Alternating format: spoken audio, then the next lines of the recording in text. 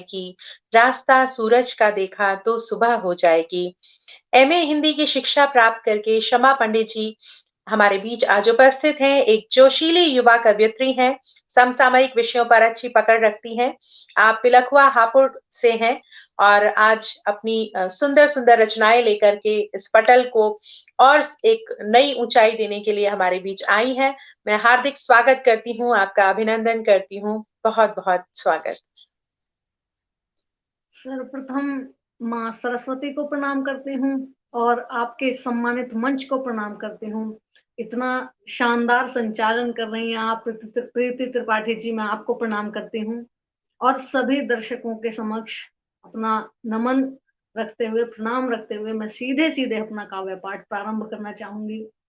आपने देखा होगा अभी 2 दिन पहले ही बसंत पंचमी का पर्व गया है और हम कवियों के लिए तो वो आप मानिए कि वो सबसे बड़ा पर्व होता है। ईश्वर की कृपा हुई कि बसंत पंचमी के अवसर पर मैंने माँ शारदे के चरणों में समर्पित उन्होंने मुझसे जो कविता लिखवाई, मैं वही आज उसी से अपना काव्य पाठ प्रारंभ करती हूँ।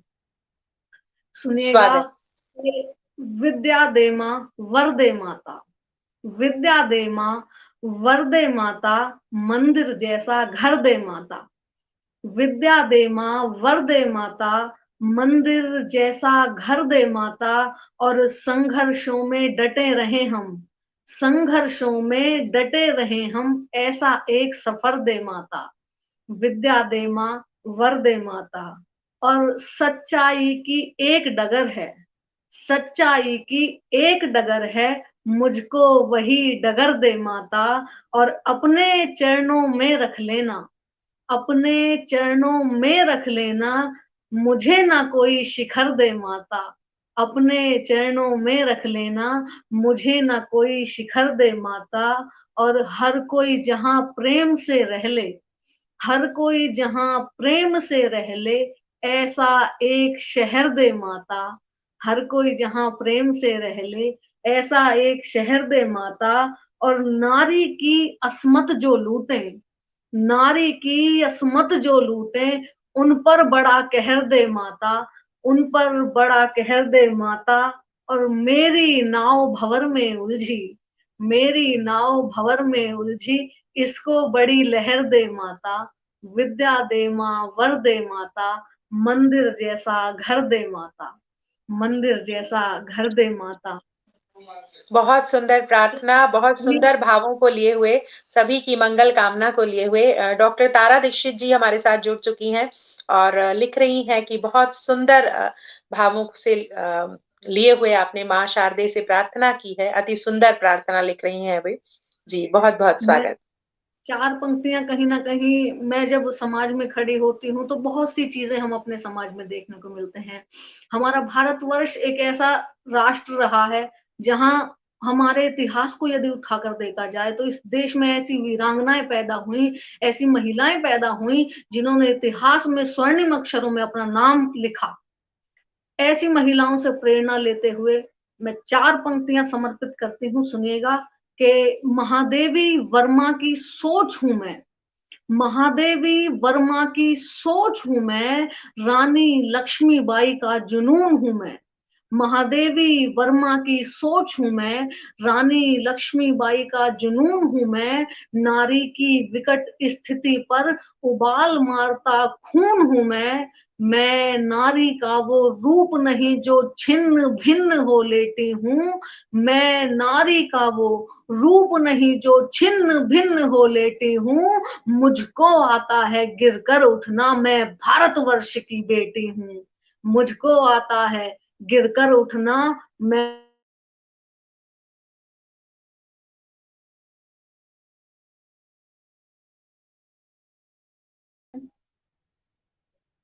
मुझको आता है गिरकर उठना, मैं भारतवर्ष की बेटी हूँ।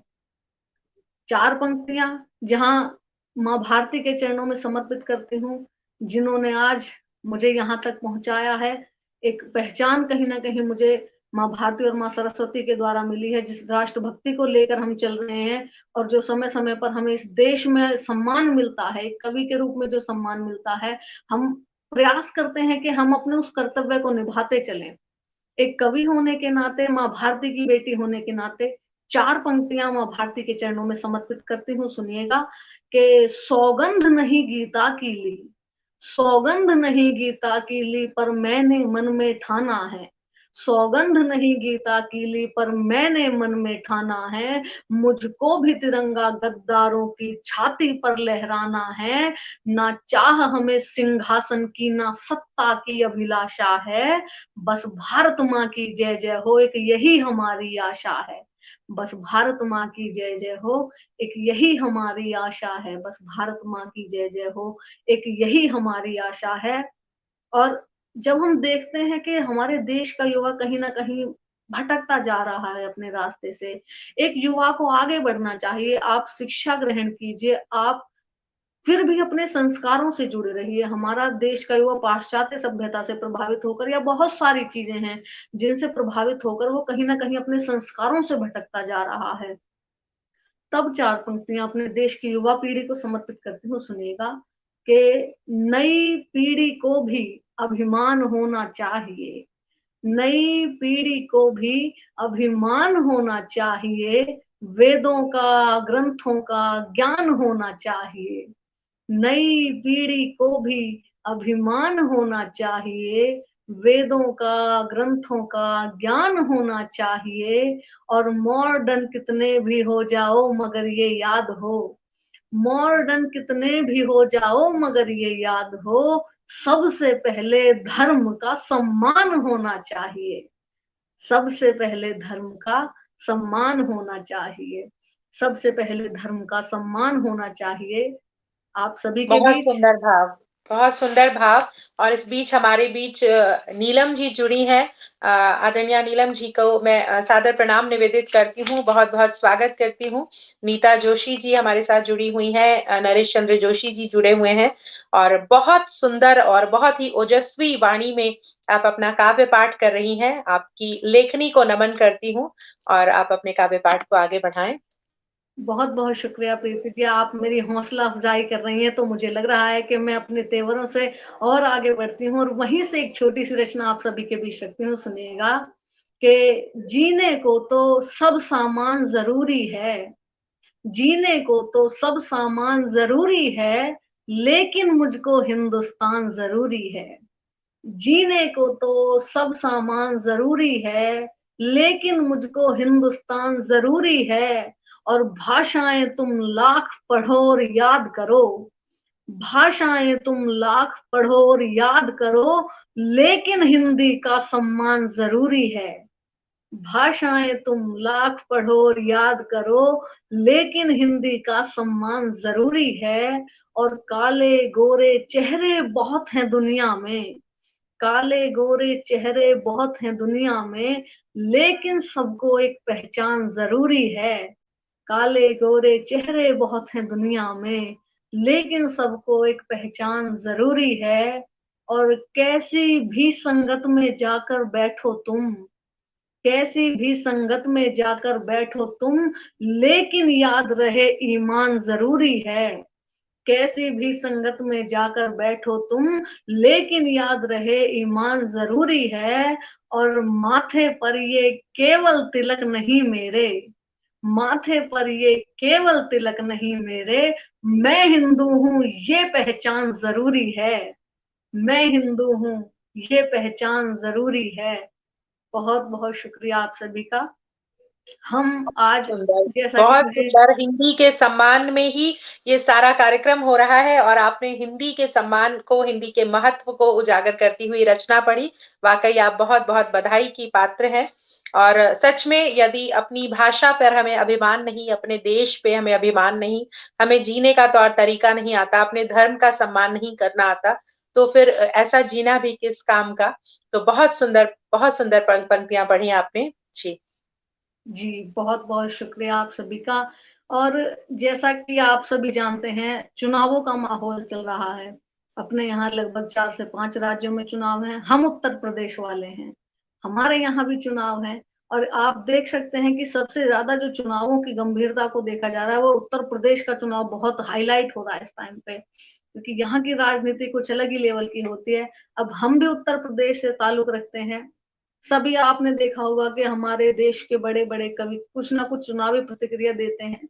एक मैं एक कवि होने के नाते चुनाव पर किस तरह की दृष्टि रखती हूँ, सुनिएगा। मैंने कहीं लिखा था कि देश को खुशियों से लोट-पोट करेगा या भ्रष्टाचार करके कोई खोट करेगा, नेता लिखा है कैसा आपके नसीब में, ये तो डिसाइड आपका एक वोट करेगा। ये तो डिसाइड आपका एक वोट करेगा। और वोट के दौरान जो चुनावी माहौल है, चुनावों को अगर एक दृष्टि से देखा जाए कि आप राजनीति को किस दृष्टि से देखते हैं, हालाँकि देश में स्थितियाँ बदल रही हैं, बहुत सी चीज़ें परिवर्तित हो रही हैं, क्योंकि फिर भी चुनावों पर जो एक चीज़ हम हमेशा देखने को मिलती है, उसी से संबंधित रचना देखिएगा कि अपना है ये साल चुनावी। 2022 शुरू हुआ और चुनावों की गर्माहट उसमें फैली हुई। सुनिएगा कि अपना है ये साल चुनावी, आओ सुनाएं हाल चुनावी। अपना है ये साल चुनावी, आओ सुनाएं हाल चुनावी। हार जीत चलती है बंधु, है बढ़िया माहौल चुनावी। और किसी की टोपी, किसी का झंडा, किसी का है रुमाल चुनावी। किसी की टोपी, किसी का झंडा, किसी का है रुमाल चुनावी। वोट किसे और क्यों देनी है, ये तो नहीं सवाल चुनावी। वोट किसे और क्यों देनी है, ये तो नहीं सवाल चुनावी। जाति, धर्म, मदिरा और पैसा, ये ही तो है माल चुनावी।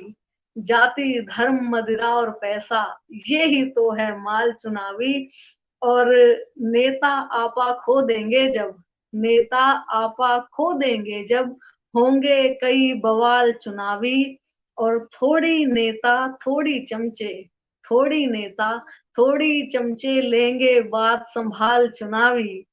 और मुद्दे कई उठेंगे फिर से, मुद्दे कई उठेंगे फिर से, होंगे कई सवाल चुनावी।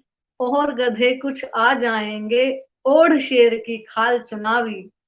और गधे कुछ आ जाएंगे, ओढ़ शेर की खाल चुनावी। और जनता को मालूम है लेकिन, बीते पिछले साल चुनावी। वोट सभी तुम करना मिलकर, बदलेगा ये हाल चुनावी। वोट सभी तुम करना मिलकर, बदलेगा ये हाल चुनावी। हम देखते हैं कि आप अगर लोकतंत्र को गंभीरता को समझते हैं तो सभी मतदान में अपना हिस्सा दें और एक अच्छी सरकार, एक राष्ट्र हित में एक अच्छी सरकार का चयन करें। ये संदेश मैं आपके इस चैनल के माध्यम से भी अपने उत्तर प्रदेश की जनता को देना चाहूंगी। जी, बहुत सुंदर रचना पढ़ी आपने चुनावी माहौल पे और बिल्कुल सही कहा आपने। उत्तर प्रदेश में इस बार चुनाव का जो रंग है वो तो देश में कहीं भी नहीं है। 2 पंक्तियाँ मैं आपकी रचना को आपको समर्पित करती हूँ। इसी चुनावी माहौल पर, इसी बात पर मैंने भी लिखी थी कि जनता की हर आस पे भूसा देते लीप, जनता की हर आस पे भूसा देते लीप और जनहित का मोती लुटा खाली रह गया सीप। सड़कें होंगी बेहतर और मिले रोजगार, जनता भी है जानती सबका कारोबार। अपने अपने फायदे, अपने अपने फायदे, बिजली मिली निशुल्क और फ्री में जो भी खा रहे कीमत देगा मुल्क, फ्री में जो भी खा रहे कीमत देगा मुल्क। जी, बहुत वाह! सुंदर, बहुत बढ़िया रचना आपने पढ़ी। जैसा कि मैंने जब कार्यक्रम का बैनर देखा तो मैंने देखा कि कार्यक्रम के बैनर में जितनी भी जो भी आमंत्रित हैं, स्वर आमंत्रित हैं, वो सभी कवित्री थीं, महिलाएं थीं। मुझे बहुत खुशी हुई। तो कहीं न कहीं मातृशक्ति जब हमारे सामने होती है तो बहुत ऊर्जा अपने अंदर उत्पन्न होती है। हमें बहुत खुशी होती है ये देख कर के हमारे देश की महिलाएं मातृशक्ति आगे बढ़ रही है। जी, मैं कहीं शमा न जी, कहीं ये 10 जनवरी से 8 मार्च तक चलने वाला पूरा जी, जी। आयोजन ही महिलाओं को समर्पित है। जी, जी, जी। ये मैंने वो कार्यक्रम का बैनर देखा और मुझे बहुत खुशी हुई कि हम आप सभी से प्रेरणा लेकर कहीं न कहीं आगे बढ़ रहे हैं। मेरे जैसी नई लड़कियाँ आप सबको देखकर बहुत ऊर्जा हमारे अंदर आती है और हम आपको देखकर सीखते हैं। मातृशक्तियों के लिए समर्पित 4 पंक्तियाँ कहती हूँ, सुनिएगा कि बिस्तर और दीवारें भी तो रोती हैं। एक माँ एक ऐसी चीज़ है, माँ एक ईश्वर की बनाई हुई ऐसी कृति है, जो पूरे संसार में सबसे विचित्र है। हमारे दुःख, दर्द हर चीज़ में जो माँ का सहयोग होता है, माँ का जो आशीर्वाद होता है, वो सबसे अलग होता है। तो वहीं से 4 पंक्तियाँ समर्पित करती हूँ, सुनिएगा। कि बिस्तर और दीवारें भी तो रोती हैं, घर की चौखट को आंसू से धोती हैं। बिस्तर और दीवारें भी तो रोती हैं, घर की चौखट को आंसू से धोती हैं। माँ का जाना सारे घर को खलता है, माँ घर के हर हिस्से की माँ होती है। माँ घर के हर हिस्से की माँ होती है। बहुत शुक्रिया। जैसा कि हम महिला दिवस मना रहे हैं, हम महिला दिवस मनाते हैं, महिलाओं के लिए तरह तरह की चीजें करते हैं। अगर चुनावों में देखा जाए तो महिलाओं के लिए विशेषकर कुछ उनके घोषणा पत्रों में, उनके उनके चुनावी वादों में महिलाओं के लिए बहुत सारी बातें होती है, लेकिन फिर भी कहीं ना कहीं मैं देखती हूँ कि समाज में, देश में अभी भी बहुत सारे ऐसे क्षेत्र हैं जहाँ महिलाओं के लिए बहुत कम काम होता है। और कहीं ना कहीं जब कोई महिला प्रताड़ित होती है तब उसे इंसाफ भी यहाँ बहुत मुश्किल से मिलता है। आपने निर्भया एक नाम सुना होगा। जब भी किसी बेटी के साथ कुछ गलत होता है तो उसे एक दूसरी निर्भया का नाम दे दिया जाता है। हम कहीं ना कहीं इन हालातों को बदलना चाहते हैं। एक कलमकार होने के नाते ऐसे विषय पर मैं क्या कहती हूँ सुनिएगा कि एक चुप हजार चुप कर रहे बार बार चुप। एक चुप हजार चुप कर रहे बार बार चुप। सत्य मौन साधे खड़ा है और पढ़े अखबार चुप। एक चुप हजार चुप कर रहे बार बार चुप। सत्य मौन साधे खड़ा है और पढ़े अखबार चुप। और इंसाफ फेसबुक पर मिलकर मांगता है पूरा देश। इंसाफ फेसबुक पर मिलकर मांगता है पूरा देश। और घर के किसी कोने में है पीड़ित परिवार चुप। और घर के किसी कोने में है पीड़ित परिवार चुप। एक चुप हजार चुप कर रहे बार बार चुप। ये स्थितियां होती हैं जिन्हें हम प्रयास करते हैं बदलने का। मैंने कहीं लिखा था कि नजरें कैसे झुकानी है बता दो मुझे, इज्जत कैसे बचानी है बता दो मुझे। और जनाब ये तमाशा बस आज के लिए है या और भी होगा, कितनी मोमबत्तियां जलानी है ये बता दो मुझे। नजरें कैसे झुकानी है ये बता दो मुझे। बहुत खूबसूरत और बहुत ही संवेदनशील विषय है ये। वाक़ई ये प्रचार और प्रसार का विषय नहीं है, ये सोच और विचार का विषय है कि ये जो समस्याएँ इस तरह से की आती हैं, जो इस तरह की दुखद घटनाएँ घटती हैं, इनकी वजह क्या है? इनकी वजह क्या स्त्रियों की पोशाक है, इनकी वजह क्या स्त्रियों का काम करना है, इनकी वजह क्या बच्चियों का पढ़ने-लिखने जाना है? इसके प्रश्न इन प्रश्नों के उत्तर ढूँढना बहुत ज़रूरी है। ये ऐसे प्रश्न हैं जो वाक़ई हमारे समाज के अस्तित्व पे प्रश्न करते हैं। अनीस अहमद जी, नीता जोशी जी सभी आपकी रचनाओं को सुन रहे हैं, बहुत सराह रहे हैं और बहुत जैसा मैंने कहा था कि समसामयिक विषयों पर आप बहुत अच्छी पकड़ रखती हैं। तो साहित्य का तो उद्देश्य ही है समाज को जागृत करना और समाज का एक दर्पण दिखलाना कि हमारा समाज किस दिशा की ओर जा रहा है और ये काम कवियों को, कवयित्रियों को करना ही चाहिए। तो बहुत खूबसूरत प्रस्तुति, बहुत सुंदर और जो कहते हैं कि एक सोच को जागृत करने वाली प्रस्तुति, इसके लिए मैं आपको हार्दिक बधाई देती हूँ, शमा जी। जी, आपकी अगली रचना। जी बहुत बहुत धन्यवाद। जैसा कि आपने कहा कि ये विषय व्यापार के नहीं होते, ये विषय चर्चाओं के नहीं होते, हमें इन पर काम करने की जरूरत है। ये विषय ना उठे समाज में, इसकी हमें आवश्यकता है। और उसी से कहीं ना कहीं संबंधित मैं 4 पंक्तियां मैंने लिखी थी महिलाओं के पक्ष में। तो मैं उसी पर एक 4 पंक्तियां आपके बीच रखती हूँ, सुनिएगा कि ऐसा नहीं है कि पुरुष वासना से अपराध बढ़ जाते हैं। मैं अपने आपके चैनल के माध्यम से अपने देश की बहनों को क्या संदेश देना चाहती हूँ, सुनिएगा कि जी, ऐसा नहीं है कि पुरुष वासना से अपराध बढ़ जाते हैं, कई बार नारी की कमजोरी भी ये भेड़िए पकड़ जाते हैं। ऐसा नहीं है कि पुरुष वासना से अपराध बढ़ जाते हैं, कई बार नारी की कमजोरी भी ये भेड़िए पकड़ जाते हैं। और तुम्हारी आंखों के आंसू, झुकी नजरें, दबी आवाज ही तो हैं। तुम्हारी आंखों के आंसू, झुकी नजरें, दबी आवाज ही तो हैं कि ये भौंकने वाले कुत्ते भी काटने को चढ़ जाते हैं। कि ये भौंकने वाले कुत्ते भी काटने को चढ़ जाते हैं। एक कलमकार होने के नाते जब मुझे लगता है कि मुझे जिन विषयों पर बोलना चाहिए, कई बार हम ऐसा देखते हैं कि पक्ष विपक्ष की राजनीति में फंसकर बहुत सारे लोग कवियों की आवाज को दबाने का भी काम करते हैं। एक कवि होने के नाते तब क्या कहती हूँ सुनिएगा कि यहाँ भावों की राजनीति पर हम भी क्यों अंगार लिखेंगे, यहाँ भावों की राजनीति पर हम भी क्यों अंगार लिखेंगे, सभी विराम के पक्ष में हैं जब हम भी क्यों फिर सार लिखेंगे, यहाँ भावों की राजनीति पर हम भी क्यों अंगार लिखेंगे, सभी विराम के पक्ष में हैं जब हम भी क्यों फिर सार लिखेंगे, और सच कहने की आग है प्यारे बुझती नहीं बुझाऊं कैसे, अंदर अंदर घोटूं कैसे बाहर तमाशा बनाऊं कैसे, और धार सत्य की पैनी होगी फिर से पंक्तियां चार लिखेंगे, सच्चाई ना छुपने देंगे चाहे कल अखबार लिखेंगे, सच्चाई ना छुपने देंगे चाहे कल अखबार लिखेंगे। बहुत खूब, बहुत सुंदर।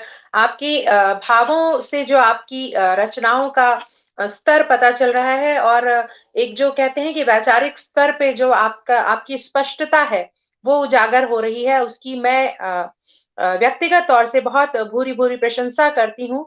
जो आपने ये बात कही, इस बात का मैं पुरज़ोर समर्थन करती हूँ कि सिर्फ़ महिलाओं का पढ़ना-लिखना, काम करना या बाहर जाना ही उनके लिए आवश्यक नहीं है।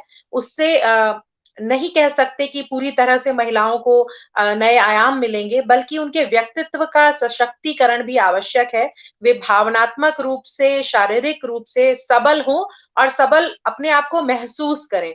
किसी को भी उनसे मिलकर के ऐसा ना प्रतीत हो कि इनके साथ तो कुछ भी करके निकला जा सकता है। ये बहुत आवश्यक है। ऐसे व्यक्तित्व की गहनता, गंभीरता, स्पष्टता आवश्यक है। जो स्त्रियों को स्वयं ही अपने अंदर लानी होगी, तभी उनकी शिक्षा का जो एक तरह से कह सकते हैं उद्देश्य है वो सार्थक होगा। शिक्षा का अर्थ ही यही है, शिक्षा का उद्देश्य ही यही है कि जो आपका व्यक्तित्व है वो निखर कर सामने आ सके। तो बहुत सुंदर बात कही आपने, मुझे बहुत प्रसन्नता हुई और आज की युवा पीढ़ी अगर इस तरह की सोच रखती है तो निस्संदेह ही जो भविष्य है वो बहुत ही स्वर्णिम होगा, ऐसी मैं आशा रखती हूँ। जी, शमा जी। जी, बहुत-बहुत शुक्रिया आपका, और आपने बहुत सही बात कही। हमें कहीं न कहीं इन विषयों पर सोचने की आवश्यकता होती है। धीरे-धीरे समय बढ़ रहा है, समय की अपनी सीमाएँ हैं। मैं 1-2 छोटी-छोटी रचनाएँ आपके बीच रखती हूँ और उसके हुँ, बाद हुँ। मैं अपना स्थान लूँगी। बहुत सुंदर ये कार्यक्रम चल रहा है और उससे सुंदर आप इस कार्यक्रम का संचालन कर रही हैं।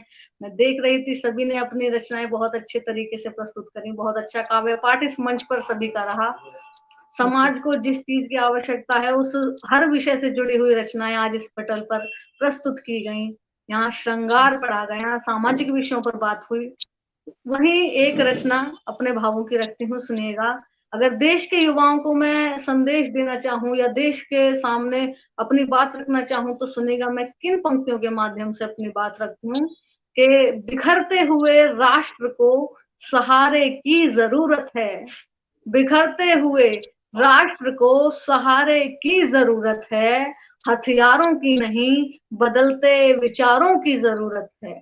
बिखरते हुए राष्ट्र को सहारे की ज़रूरत है, हथियारों की नहीं, बदलते विचारों की ज़रूरत है, और डूबते जा रहे हैं जो युवा कुरीतियों में, मेरे उन साथियों को आज किनारे की ज़रूरत है। मेरे उन साथियों को आज किनारे की ज़रूरत है। और वहीं से एक रचना उठाती हूँ, सुनिएगा। भावों को समझेंगे आप सभी। बहुत इस मंच के माध्यम से जितने भी श्रोता सुन रहे हैं, मैं लगभग सभी के कमेंट पढ़ पा रही हूँ।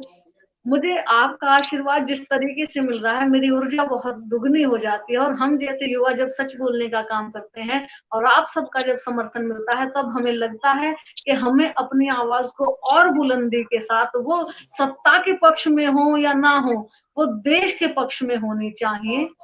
इस बिल्कुल। सोच को लेकर हम आगे बढ़ते हैं। सुनिएगा, रचना प्रस्तुत ओहो! करती हूँ कि जीवन जब अंत की छोर पर आ जाए फिर सोचना किस काम का, दुनिया की नफरत दुनिया को खा जाए फिर सोचना किस काम का, जीवन जब अंत की छोर पर आ जाए फिर सोचना किस काम का, दुनिया की नफरत दुनिया को खा जाए फिर सोचना किस काम का, जब बेटा कर दे बाप का कत्ल वो खून ही किस काम का, जो होश खोकर आतंक फैलाए वो जुनून ही किस काम का, जो होश खोकर आतंक फैलाए वो जुनून ही किस काम का, सरहद पे रोज देश के जवान मरते रहे, नेता बैठ संसद में राजनीति करते रहे, कहते हैं मुद्दा गंभीर है सोचेंगे, कहते हैं मुद्दा गंभीर है सोचेंगे, पर यूं सोचना किस काम का,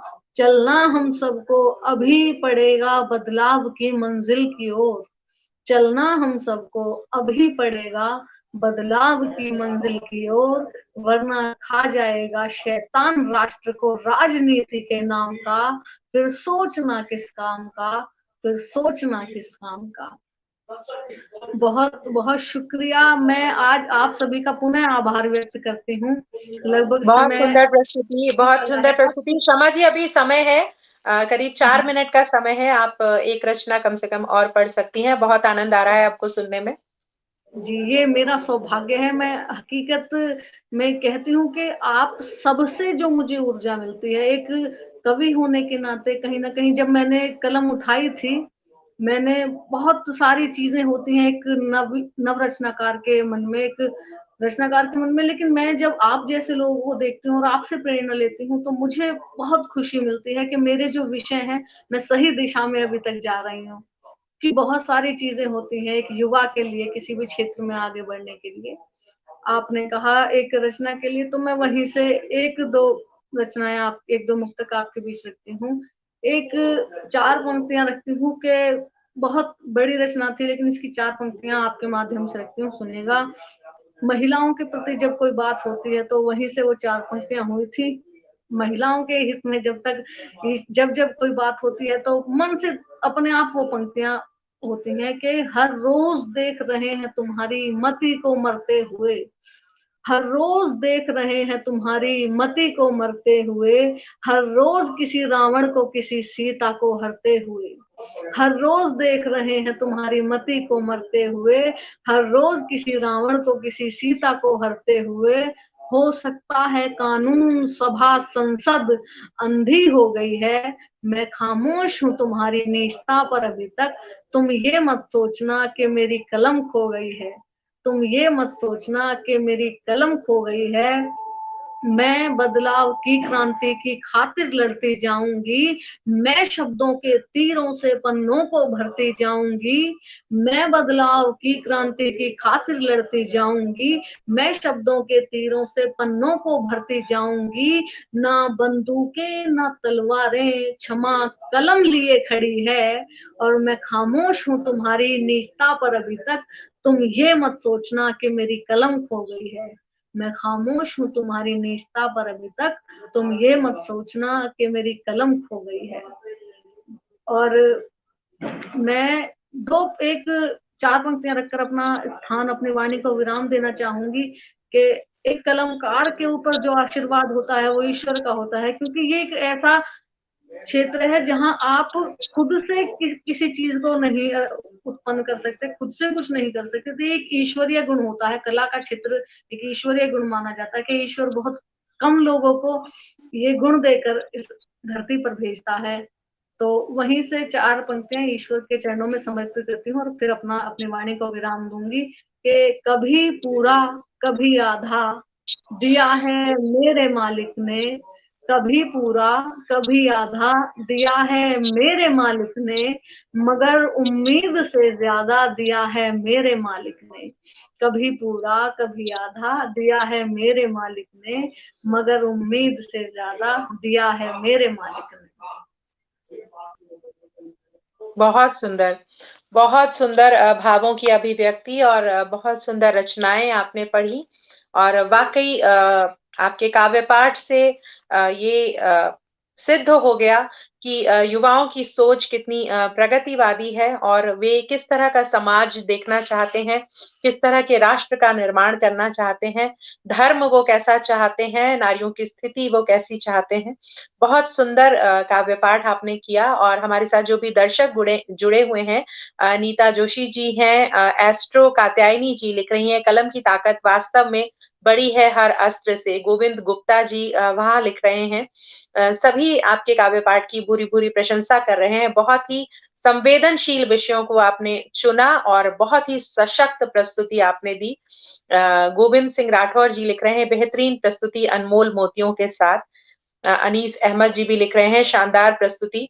तो सभी दर्शकों की उपस्थिति को हृदय तल से नमन करती हूँ, बहुत-बहुत धन्यवाद ज्ञापित करती हूँ।